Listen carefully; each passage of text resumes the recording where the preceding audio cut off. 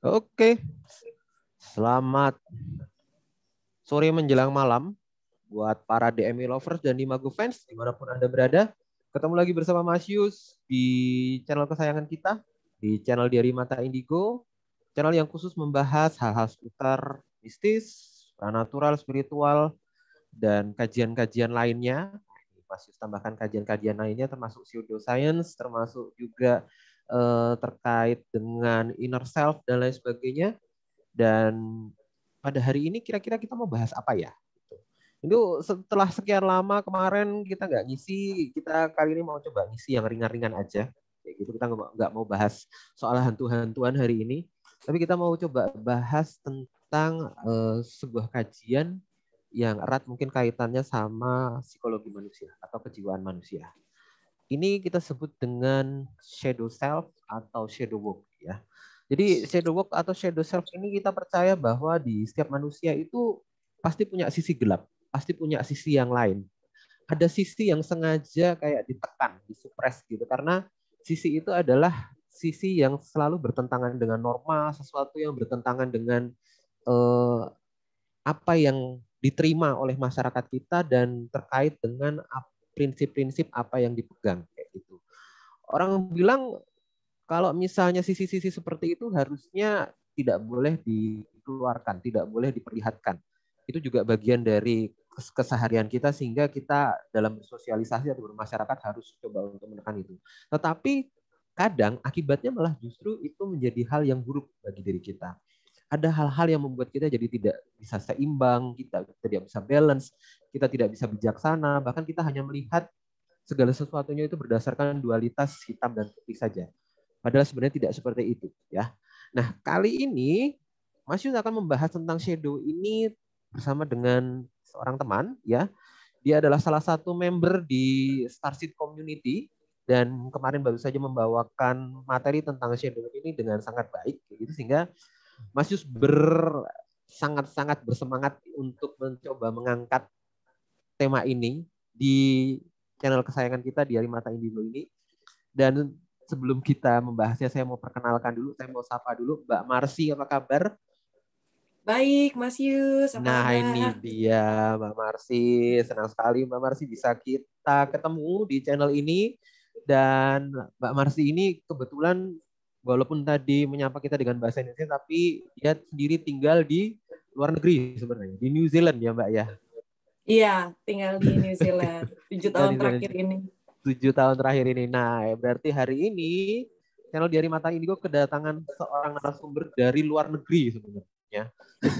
sangat Untung bukan sekali. luar planet ya, Mas Yus. Untung bukan luar planet. Kalau luar planet susah nanti bahasanya ya. Kita pakai bahasa telepati jadinya. Oke. Nah, Mbak Marsi, kemarin itu bagus banget bawain tema tentang shadow work atau shadow self ini, dan mungkin banyak orang-orang yang nggak ngerti gitu ya tentang shadow ini. Sebenarnya ini topik tentang apa, tujuannya apa, kegunaannya apa kayak gitu, dan hanya kalangan-kalangan tertentu aja yang mungkin ngerti soal ini. Dan mungkin sekarang juga lagi tren juga kalau saya lihat bahwa ini digunakan sebagai alat untuk terapi atau untuk coba untuk memberikan entah itu penyembuhan secara kejiwaan, menyembuhkan trauma, menyembuhkan sikap-sikap atau tindakan-tindakan yang tidak baik kayak gitu, dan ini sepertinya juga lagi tren kayak gitu ya. Nah, Mbak Marsi, aku pengen tanya dulu nih, Mbak Marsi sendiri sekarang mungkin bisa diceritakan kesibukannya seperti apa, lalu kemudian mengapa bisa terjun ke dunia terapi atau coaching atau apa dan lain sebagainya yang mungkin pernah kemudian digeluti kayak gitu, mungkin bisa diceritakan sedikit? Oke. Ini ceritanya sebenarnya kayak cycle yang belum selesai kayaknya, Mas Yus, kerjaanku sampai aku bisa sampai belajar Ini kan kita ini belajar di universe ini kepaksa nggak kepaksa ya. Waduh, ini berat ini kayaknya ini mulai berat ini. Oke, lanjut. Soalnya aku merasa 10 tahun yang lalu aku itu udah belajar meditasi. Dulu pas lagi di Indonesia di Jakarta, aku ketemu belajar meditasi pertama kali itu sama Reza Gunawan. Sempat intens dan aku belajar jadi hipnoterapis. Terus banyak metode yang pelajarin sampai 7 tahun yang lalu. Aku merasa kayak oke, kayaknya udah waktunya untuk pergi dari Indonesia. Entah kenapa tuh kayak ada panggilan kayak gitu, iya kita harus pergi gitu. Oke. Nah itu dulu itu aku kerja di kantoran terus berhenti untuk belajar terapi gitu. Pas aku pindah ke negara orang, jadinya aku belajar lagi dari nol lagi, kayak kerja kantoran lagi, mulai karir dari nol lagi. Terus lucunya aku selalu bilang bahwa pelajaranku 10 tahun yang lalu tuh itu yang membantu aku bisa kerja dengan waras gitu ya. Namanya kerja itu kan aduh kiri kanan depan belakang. Full stress, full tekanan kayak gitu ya. Dan aku dulu ngerasa kayak gini, kerjaan sama terapi itu nggak bisa berjalan hand in hand gitu, kayak pilih kiri atau pilih kanan gitu. Makanya dulu aku berhenti kerja, terus disuruh terapi gitu. Jadi aku merasa kayak oke, ini kayak nggak bisa nih dua-duanya jalan gitu. Nah, sampai tahun 2019 kemarin, kayaknya ini memang menurutku sih bukan cuma aku ya, kayak banyak semua teman itu sebenarnya sadar nggak sadar kita tuh lagi mass awakening gitu kan, global awakening. Semua orang kayak dibangunin, hey ayo bangun. Jadi di 1,5 tahun terakhir ini aku belajar pribadi sebenarnya shadow work ini kayak apa yang salah ya? Kayak aku merasa ini kayaknya ada yang nggak sesuai nih gitu. Nah, terus pas kan kita itu sebenarnya manusia itu kan berjuang untuk yang terbaik sebenarnya. Jadi kita nggak pernah tahu nih kita nih ya di kepala kita sebenarnya kita melihat ini jalan yang terbaik gitu. Makanya kita jalanin kan. Oke. Aduh kok kayak ada yang aneh gitu, kayak ya aku bilang kayak ada trigger atau ada apa kayak dari diri tuh udah ada panggilan kayak ini kayak ada yang nggak bener nih, kenapa nih gitu.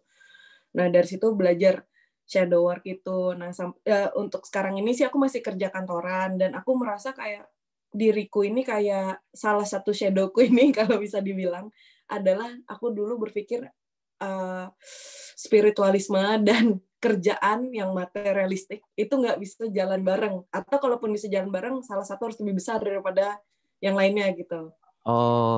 Jadi aku itu dulu aku merasa seperti itu. Nah sekarang ini aku kayak jadi ngerjain dua-duanya kayak itu kayak saling fueling each other. Jadi kayak aku pekerjaan terus kalau aku kena trigger, ini aku tahu caranya dari pelajaran spiritualku gitu. Ini ada orang kayak begini. Berarti mungkin aku harus ngerti ke diriku sendiri. Terus dibalik yang satu lagi pas aku belajar spiritual, aku merasa aku kan ya tadi kayak misalnya kalau kerja itu kayak materialistik banget. Nah, terus aku jadi melihat diriku sendiri, apa benar ya kerja itu mencari duit saja gitu kan. Jadi aku lagi belajar nih dua-duanya jalan gitu.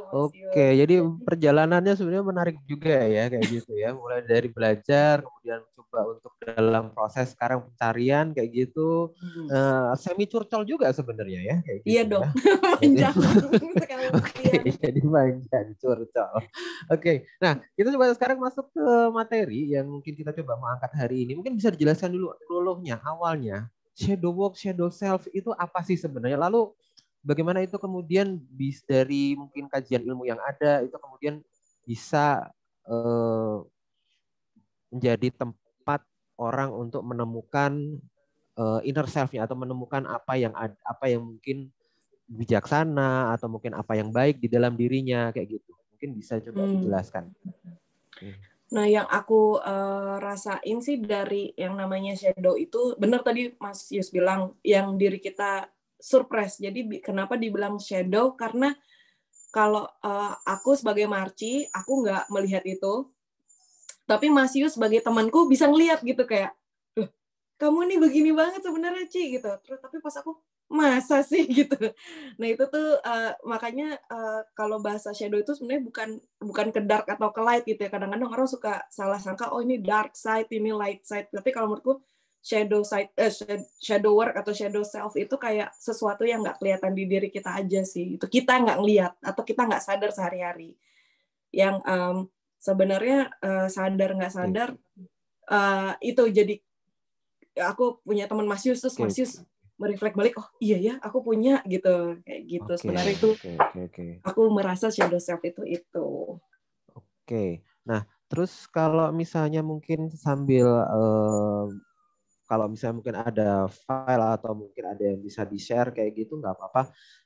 Tapi saya juga pengen, tapi mungkin nanti lebih bisa dijelaskan sih Mbak. Sebenarnya bagaimana cara kita mengetahui dan bagaimana cara kita menyadari tentang shadow ini kayak gitu. Lalu apa sebenarnya fungsi untuk mengetahui dari shadow self atau shadow work ini? Kayak gitu. Oke. Siap nih, aku share screen dulu kali ya. Boleh, silahkan.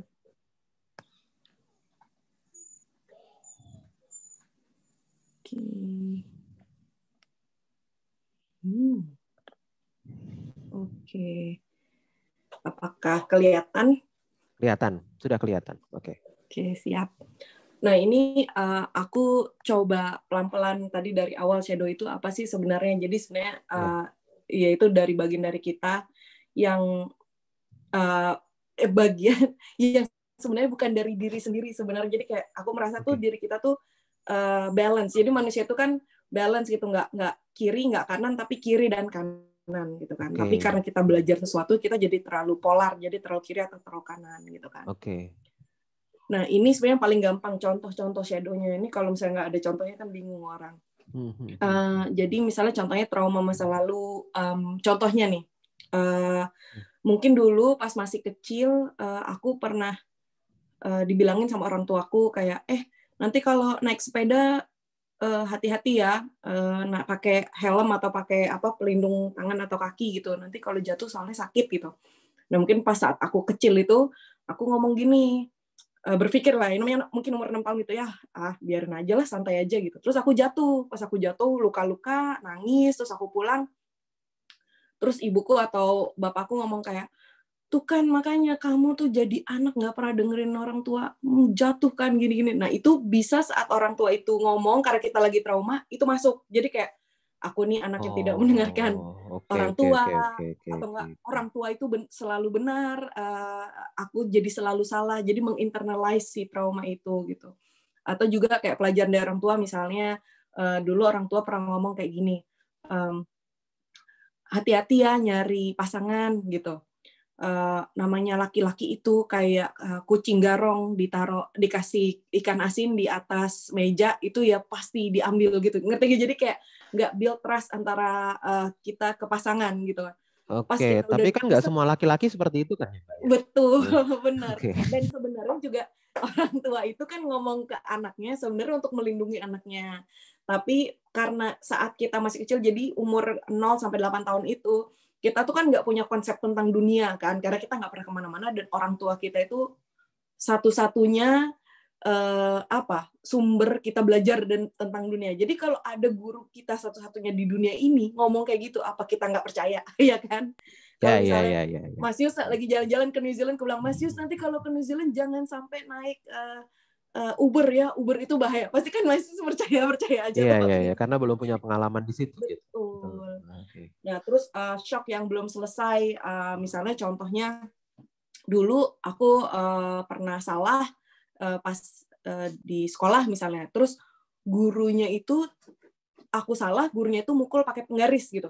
Kan itu kaget kan, seorang anak itu kan nggak pernah berusaha salah sebenarnya. Kalau menurutku tuh nggak ada orang yang disalah-salahin sebenarnya. Jadi kalau salah, kemungkinan besar dia memang tidak tahu aja gitu. Apalagi anak-anak kan. Jadi misalnya aku ngerjain PR, terus aku salah, atau aku salah bawa buku PR, terus gurunya tuh tiba-tiba mukul pakai penggaris gitu. Aku kan punya shock nih di dalam badanku nih. Nah ini belum kerilis nih, jadi pas sampai aku dewasa bisa jadi aku perfeksionis, aku takut salah, aku selalu benar gitu. Which is di shadow-nya itu nggak selalu buruk kan, perfeksionis itu kan hasilnya jadi bagus gitu. Cuma sayangnya mungkin akunya jadi nggak bisa hidup dengan tenang misalnya gitu kan. Terus, atau juga pelajaran dari pengalaman hidup orang lain, atau baca buku atau kata-kata orang terdekat. Makanya sebenarnya anak-anak itu menyerap banyak. Nanti aku sering ditanya kayak gini, apa cuma anak-anak doang? Apa kalau orang dewasa itu nggak bisa dapat shadow baru? Aku bilang bisa banget. Makanya aku bilang pelajaran dari pengalaman hidup orang lain. Misalnya sahabatku lagi pacaran terus diselingkuhin, kan dia yang diselingkuhin bukan aku kan, tapi karena dia sahabatku dan aku melihat dia itu salah satu bagian dari hidupku, aku kayak aduh aku harus hati-hati banget ini gini namanya, ini nggak boleh nih salah jadi gitu pasangan ya, gitu, karena aku begitu pedulinya nih sama sahabatku gitu kan. Atau aku baca buku, Mas Yus bikin buku, aku percaya banget nih sama Mas Yus, pas Mas Yus bilang ini, oh iya aku percaya banget. Nah itu bisa juga kita pas udah dewasa kayak gitu. Oke. Terus sebenarnya untuk shadow ini sendiri kan sebenarnya kayaknya sih kalau tampak di permukaan atau tampak di penjelasan tadi gitu, ini kan suatu hal-hal yang sifatnya mungkin sisi gelap atau mungkin ya bisa orang asumsinya negatif gitu. Tapi apakah sebenarnya ini dihilangkan atau diapakan sih sebenarnya kalau menurut kajian untuk shadow ini sendiri? Kalau menurutku pribadi sih sebenarnya gini, tadi aku bilang ya sebenarnya manusia itu kan punya polar ya, kita kan hidup di dualisme, jadi kita punya kiri, punya kanan, punya light, punya dark, punya putih, punya hitam, punya senang, punya sedih gitu. Sebenarnya kalau dibilangin, jadi sebenarnya manusia yang sebenarnya itu gimana sih? Sebenarnya itu kita punya dua-duanya. Jadi kayak kita bisa senang, kita bisa sedih juga, kita bisa jadi orang lemah lembut, kita bisa jadi orang yang marah juga gitu. Jadi dua-duanya tuh ada. Nah, si shadow itu pas dia masuk ke diri kita menjadi polar. Jadi lebih ke kiri atau lebih ke kanan. Jadi misalnya ada orang yang misalnya dulu aku pernah dipermalukan, misalnya kayak dipermalukan misalnya aku salah ngomong gitu. Misalnya aku lagi belajar bahasa Inggris nih Mas Yus, terus aku salah ngomong terus diketawain satu kelas gitu. Nah, itu aku bisa polarnya aku jadi hyper vigilant, jadi kayak wah aku harus bisa. Jangan sampai aku diketawain lagi, aku jadi jago banget bahasa Inggris, atau aku jadi polarnya aku nggak mau, aku nggak bisa belajar bahasa, jadi aku nggak akan belajar bahasa lain. Jadi kayak lebih ke polar gitu. Nah, sebenarnya dengan kita beresin shadow kita ini, kita jadi lebih balance, lebih ke tengah. Namanya manusia itu pasti kan agak geser kiri, geser kanan. Tapi setidaknya dengan shadow itu kita memilih dengan conscious kayak, oh saya mau belajar bahasa, oh saya ini memang punya kekurangan, misalnya saya nggak bisa memori banyak-banyak. Tapi kan jadinya lebih conscious, nggak kayak ketakutan atau malah, ayo aku pasti bisa gitu, nggak terlalu polar gitu. Jadi sebenarnya shadow itu ada untuk mengingatkan kita bahwa balance itu ada. Itu sih menurut aku kayak gitu. Jadi saat kita tahu oh ini kita bisa polar, kita juga bisa balance gitu. Sebenarnya shadow ini sendiri posisinya ada di conscious atau di subconscious? Ada di sadar atau di bawah sadar?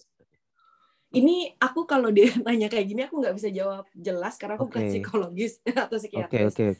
Tapi kalau pengalamanku pribadi sih, ini karena kesurprise ya. Jadi mungkin nggak mungkin juga sih. Biasanya orang yang punya shadow malah nggak sadar. Misalnya aku punya shadow perfeksionis.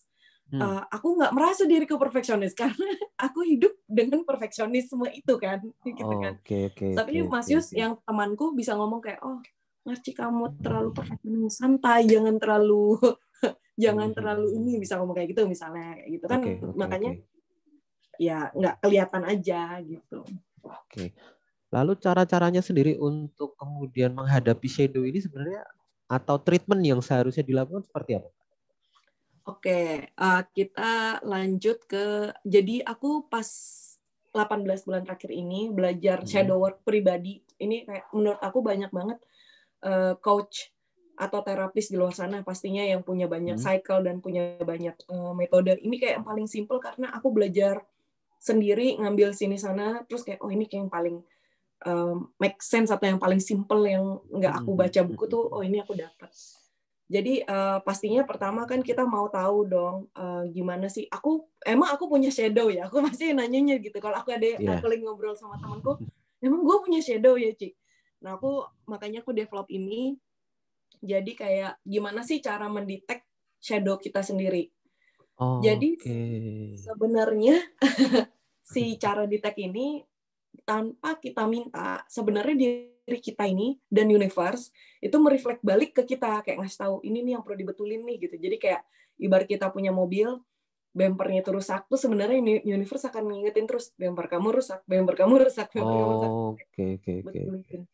Nah, ini tuh kayak pakai trigger. Jadi caranya biasa mereka men-trigger kita karena paling gampang kan. Perasaan Jadi yang men-trigger itu semesta atau kondisi, bisa dibilang seperti itu. Kalau aku bilang semesta itu mengkondisikan sesuatu gitu kan. Jadinya kayak kita dan semesta itu kan connect gitu kan. Jadi saat mereka itu kan kita dan semesta mau yang terbaik buat kita sebenarnya kan. Makanya misalnya bumper kita rusak tadi aku bilang, mereka mengkondisikan untuk si Marci ini melihat si bumper yang rusak terus-terusan. Sampai si Marci ini, misalnya kita ini punya manusia ini coping mechanism bahasaku. Jadi kayak, nanti aja lah. Gitu kayak gimana sih kayak, nggak punya duit. Jadi sampai detik di mana kayak, oke, ini udah nggak bisa dinanti-nantiin lagi. Makanya bahasaku adalah saat kita kena trigger dari universe, kalau aku saranku adalah catat dan work gitu, dikerjain. Karena itu nggak akan berhenti. Jadi akan balik lagi misalnya si bumper itu masih rusak. Nanti aku diingetin lagi, bumpermu masih rusak. Makin lama nih kayak yang tadinya diingetinnya cuma di apa sih kayak dicolek gitu, Ci, bumper rusak gitu kan. Terus lama-lama bumpernya mulai turun, aduh makin parah diingetinnya, lama-lama mobilnya nggak jalan. Ya itu kayak sebenarnya tuh caranya semesta ngingetin kita nih, hey jangan lupa bumper kamu rusak, harus dibetulin ke bengkel misalnya. Oke. Nah, terus kaitannya sama eksternal dan internal itu sendiri seperti apa, Pak? Nah, ini sebenarnya contoh. Jadi trigger itu bisa datang dari internal, jadi dari dalam diri kita, atau bisa dari eksternal. Karena sebenarnya yang namanya manusia, jadi kayak humanity itu kan kita sebenarnya satu consciousness gitu. Jadi kita sebenarnya saling membantu gitu. Ya walaupun kita sebel satu sama lain tuh saling terhubung gitu ya. Betul. Jadi mungkin kayak misalnya, makanya aku selalu ngomong, mungkin yang namanya karmic contract plus aku harus giniin Mas Yus nih biar Mas Yus tuh sadar. Mungkin kita tuh di conscious lain kita bilang, Mas Yus nanti aku ingetin ya di bumi supaya masih inget nih punya ini gitu kan. Walaupun aku jadi antagonisnya gitu. Jadi misalnya contohnya internal yang dari dalam diri sendiri itu ada panic attack, terus yang punya anxiety, kecemasan, masalah berat badan atau kelelahan akut, ada adiksi. Jadi adiksi itu sebenarnya bukan objeknya bahasaku sih. Jadi bukan merokoknya atau bukan makannya atau bukan apapun itu. Tapi adiksi itu adalah kita bisa berhenti itu dengan peaceful apa enggak. Jadi misalnya contohnya ngopi gitu kan. Kopi kesannya bukan adiksi gitu. Tapi kalau kita nggak bisa berhenti itu dengan peaceful, jadi misalnya besok aku hobi ngopi, terus tiba-tiba besok tukang kopinya ini tutup. Nah, apakah aku bisa hidup dengan tenang tanpa si kopi ini? Nah, kalau aku bisa, berarti itu bukan adiksi. Tapi kalau nggak bisa, berarti mungkin si kopi ini adalah sebuah coping mechanism dari simptom yang lain, yaitu mungkin kecapean, atau lagi nggak mau melihat yang lain, tapi jadi mau melihat yang ini terus. Gitu. Dan eksternal ada pertemanan. Saya baru tahu itu masalah berat badan itu ternyata berkaitan sama trigger juga.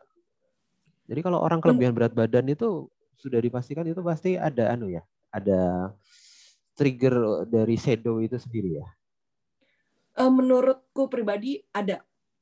Ini bahkan orang yang sehat pun juga ada gitu. Tapi kalau berat badan kan kelihatan aja kan. Kita kayak ngerasa nih kalau tiba-tiba kepikiran, aduh kayaknya aku harus diet. Coba ditanya dulu sama diri sendiri, kenapa? Apa sih awalnya aku bisa kelebihan berat badan gitu kan? Jadi bukan men-treat berat badannya, tapi men-treat cost-nya. Bisa jadi aku membuat makan ini sebagai coping mechanism. Jadi setiap aku tidak nyaman atau setiap aku stres, aku makan gitu. Jadi kayak itu yang bikin berat badanku naik gitu. Jadi yang di-treat itu, kenapa aku bisa stres ya gitu kan? Karena nanti pas aku diet, terus tapi si masalah ini masih muter gitu kan, ya aku akan makan banyak lagi kan besoknya. Iya. Oke. Salah satunya itu. Oke, lanjut mungkin. Ya, Tadi lanjut ke eksternal, yaitu ya tadi gampang sih, keluarga itu menurutku mirroring paling gampang itu biasanya eksternal, karena kan kita lebih sensitif sama yang eksternal. Jadi misalnya teman kerja nih, aduh nih orang ngeselin banget sih, kenapa sih dia gini-gini. Curhat lagi. Lagi di kantor, aduh dia tuh ngeselin banget gitu. Aku pasti langsung kepo, aku tanya, ngeselinnya di mananya? Karena bisa jadi kita melihat satu orang ngeselin, Mas Yus ngeliat ngeselin dia dari sisi A, aku ngeliat ngeselinnya dari sisi B, jadi kan beda sisi kan gitu. Ya. Oke, jadi membandingkan kayak gitu ya.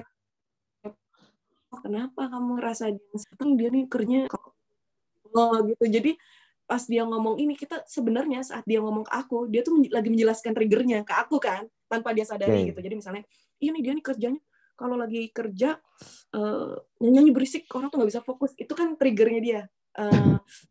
Berisik gitu kan. Tidak bisa fokus. Jadi bukan si A sebenarnya, tapi siapa yang dilakukan si A gitu. Oke. Nah, setelah di-tag lalu apa yang dilakukan? Setelah di-tag lalu yaitu rilis. Nah, ini yang menarik juga nih. Jadi ini pelajaran aku pribadi. Jadi aku merasa nih selama ini kita tuh suka disuruh menjadi Wonder Man sama Wonder Woman kali ya. Jadi kayak nggak boleh marah gitu kan, kayak marah itu salah. Ya, jadi harus jadi sesuatu yang sempurna gitu ya. Standarnya seperti itu. Okay. Betul, kayak misalnya Mas Yus punya adik dulu, terus Mas Yus mainannya diambil adiknya gitu kan. Terus ibunya mungkin akan ngomong, Mas Yus, gak boleh marah. Itu kan adiknya gitu kan. Ya. Iya kan? Sering. Lagi. Ya kan, sering kan gitu. Atau kita sedang ada di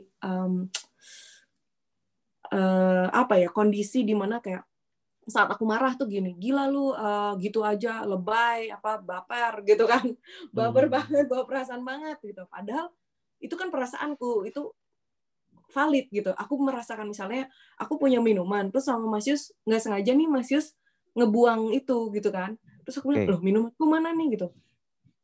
Mas Yus kok dibuang sih, nggak tanya aku dulu gitu. Terus baper banget sih Luci.